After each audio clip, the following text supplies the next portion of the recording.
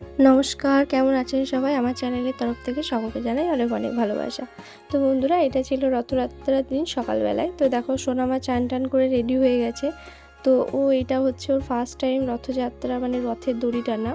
তো দেখো রীতিমতো ঠাকুরকে প্রণাম জানিয়ে নিল।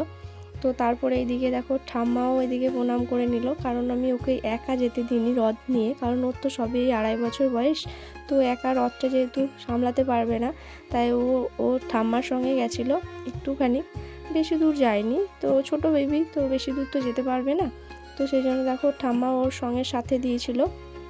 তো ওইদিকে দেখো ঠাম্মা এবং নাতনি মিলে চললো রথ টানতে।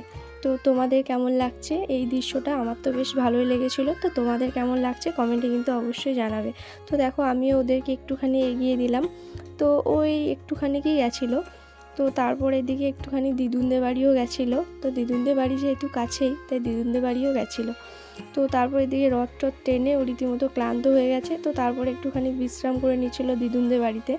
তো এই যে দেখো রথ টেনে একদম ক্লান্ত হয়ে শুয়ে পড়েছে।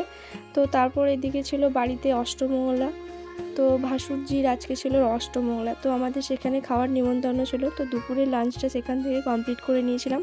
তো তারপর বিকালবেলা দেখলাম ছাদে গেছিলাম, একটু ঠান্ডা ঠান্ডা ওয়েদার করেছিল, বৃষ্টি হয়েছিল হালকা। তো তারপর এদিকে দেখো সোনামাকে সন্ধ্যাবেলায় পড়াতে নিয়ে বসে পড়েছিলাম আবারও। তো বন্ধুরা, আজকের এই মিনি ব্লগটা তোমাদের কেমন লাগলো কমেন্টে কিন্তু অবশ্যই জানাবো। তো আজকের মতো টাটা।